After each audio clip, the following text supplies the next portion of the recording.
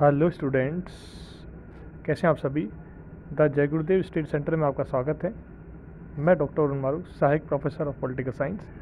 आज आपको एक बहुत ही महत्वपूर्ण टॉपिक बताने जा रहा हूं और टॉपिक का नाम है कंपैरेटिव पॉलिटिक्स, यानी कि तुलनात्मक राजनीति। इस वीडियो में हम पढ़ेंगे और सीखेंगे कि कंपैरेटिव पॉलिटिक्स या तुलनात्मक राजनीति का विकास कैसे हुआ, इसका इतिहास क्या है और इसका अर्थ क्या है। ठीक है स्टूडेंट, तो देखिए, सबसे पहले मैं बता दूं आपको कि तुलनात्मक राजनीति जो है इसका बेसिकली इतिहास क्या है कि वर्तमान समय में तुलनात्मक राजनीति को आधुनिकतम विषय की श्रेणी में स्थान दे दिया गया है, परंतु फिर भी इसकी प्राचीनता को चुनौती अब भी नहीं दे सकती। वास्तव में तुलनात्मक राजनीति नामक विषय भी उतना ही पुराना है। मतलब इस विषय का जो विकास है, हम मानते हैं और समझते हैं कि अमेरिका में हुआ आधुनिक काल के अंदर, मॉडर्न एज के अंदर।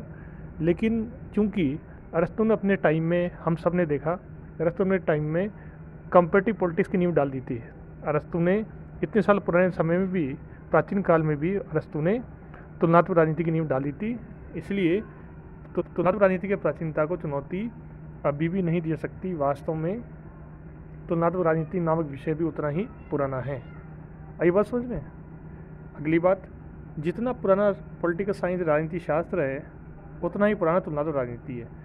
मैंने अभी बात कही थी, आप वो भी बात आगे देखो।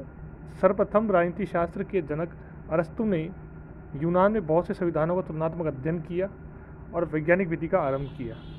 इसके बाद अनेक सुप्रसिद्ध विद्वानों ने इस विधि के विकास में अपना अपना योगदान दिया, जिनमें सिसरो है, मैकियावेली है, मोंटेस्क्यू है, मार्क्स है आदि का नाम है। इन विद्वानों तथा अन्य राजनीति शास्त्रियों के महान प्रयत्नों से यह विषय निरंतर विकास करता चला गया। अतः इस विषय की प्राचीनता पर कोई सवाल नहीं उठा सकता, यह बहुत ही प्राचीन विषय है। ठीक है, और अगली बात, अब हम बात करते हैं, क्योंकि हमने डिस्कस कर लिया तुलनात्मक राजनीति के बारे में, अब हम डिस्कस करते हैं कि कंपैरेटिव पॉलिटिक्स या तुलनात्मक राजनीति का अर्थ क्या होता है। ठीक है, देखो, तुलनात्मक राजनीति के अर्थ के संबंध में प्राचीन धारणा में न केवल बहुत बड़ा परिवर्तन आया है, बल्कि यह कहना अधिक उपयुक्त होगा कि इस संबंध में प्राचीन समय का दृष्टिकोण अब पूर्णतः बदल चुका है। प्राचीन एवं नवीन धारणाओं पर प्रकाश डालते हुए सुप्रसिद्ध लेखक आर.सी. मैकर्डीज ने लिखा है कि तुलनात्मक राजनीति जो है संस्थाओं का अध्ययन है, केवल नाम से ही तुलनात्मक रह गया है। अतः यह केवल विदेशी सरकारों, इनके ढांचों, औपचारिक संगठनों का ऐतिहासिक, वर्णनात्मक, वैज्ञानिक ढंग से अध्ययन रहा है, जबकि तुलनात्मक राजनीति को सिद्धांतों, ढांचों और वास्तविक व्यवहार से भी अपना संबंध जोड़ना चाहिए।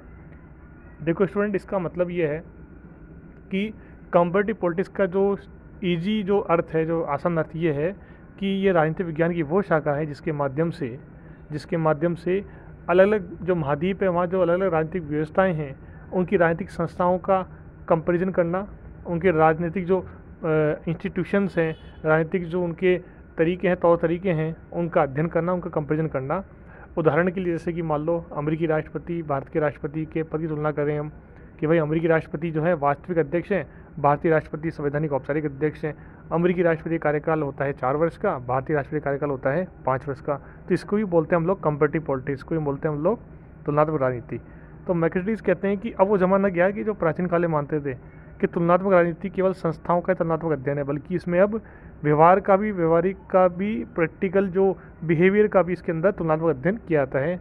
यानी कि तुलनात्मक राजनीति में अब नए नए साइंटिफिक टेम्परामेंट आ रहे हैं, नए नए वैज्ञानिक अनुसंधान इसके अंदर किए जा रहे हैं। इसका विकास वैसे भी अमेरिका में हुआ, लेकिन अब वर्तमान में इसका विकास एशिया, अफ्रीका में भी हो रहा है। ठीक है, संबद्ध प्राचीन दृष्टिकोण केवल विदेशी सरकारों की तुलना तथा उनके वर्गीकरण एवं श्रेष्ठ शासन व्यवस्था के निर्धारण तक ही सीमित था, परंतु आधुनिक युग में इसका अर्थ निश्चित ही बदल गया है। अब इस विषय में राजनीतिक सिद्धांतों, आदर्शों, आकारों, व्यवहार आदि का भी अध्ययन किया जाता है। देखो, ऐसा है कि जब अमेरिका में इसका विकास हुआ या यूरोप में इसका विकास हुआ आगे जाकर के, तो उन लोगों ने विकसित देशों का ही अध्ययन किया खाली, लेकिन आगे चल कर के आधुनिक काल में यहाँ के कई राजनीतिक शास्त्रियों ने आगे चल कर के जो एशिया के देश हैं, जो अफ्रीका के पिछड़े देश है, विकासशील देश है, अविकसित देश है, उनका भी तुलनात्मक अध्ययन किया।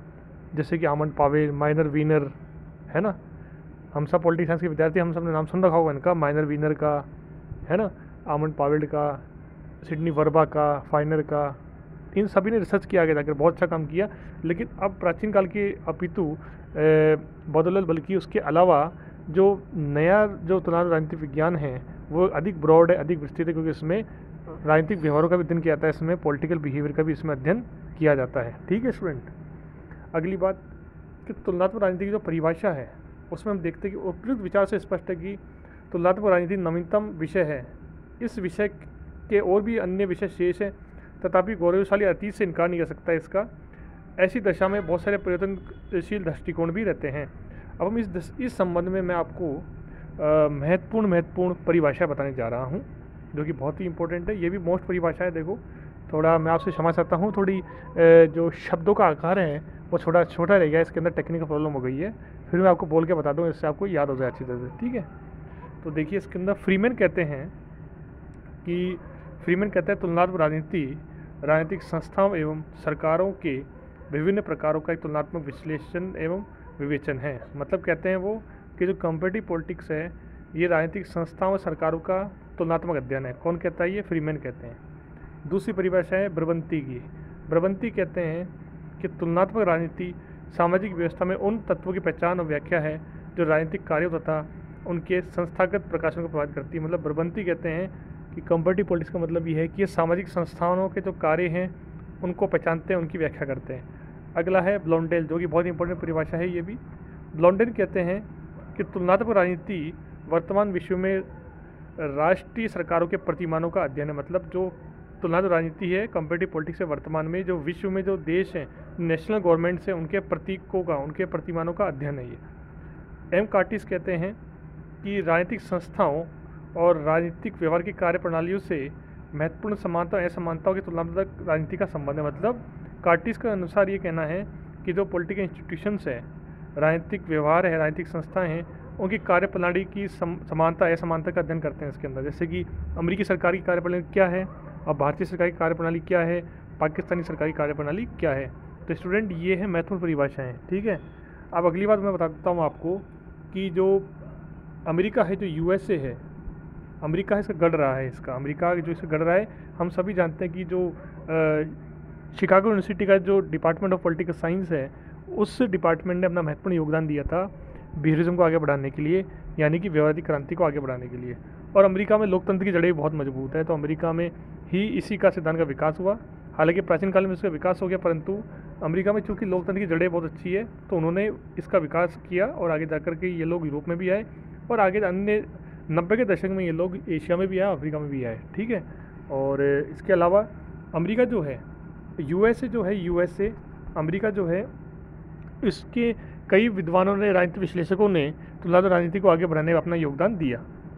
तो इसके अंतर्गत जो हम देख रहे हैं कि संपूर्ण जो विश्व है, ये चाहे भारत हो, चाहे अफ्रीका हो, चाहे अमेरिका हो, उत्तरी अमेरिका हो, चाहे दक्षिण अमेरिका हो, चाहे यूरोप हो, है ना, चाइना हो, पूरा ऑस्ट्रेलिया हो, जितने महाद्वीप हैं सातों, इन सभी सातों महाद्वीप में लगभग 90% कंपेटिटिव पॉलिटिक्स के विद्वान पहुंच चुके हैं और उनका अलग अलग अध्ययन कर रहे हैं। चाहे वहाँ पे किम जोंग किम के द्वारा सैनिक शासन हो, चाहे वहाँ पर लोकतांत्रिक परंपरा हो भारत जैसी, या फिर एक नया लोकतंत्र हो या प्राचीन लोकतंत्र हो ब्रिटेन जैसा, या कहीं पर तानाशाही हो, कहीं पर राजतंत्र हो, लेकिन ये सभी संपूर्ण विश्व में अपना अध्ययन कर रहे हैं और इसी उम्मीद है कि भविष्य में ये अपना रिसर्च अच्छा करेंगे और राजनीतिक विज्ञान की महान सेवा करेंगे। ओके स्टूडेंट, तो इस वीडियो में इतना ही। अगर आपको वीडियो अच्छा लगा हो तो ज़रूर लाइक कीजिए और शेयर कीजिए, वहाँ चैनल को सब्सक्राइब कीजिए। बाय।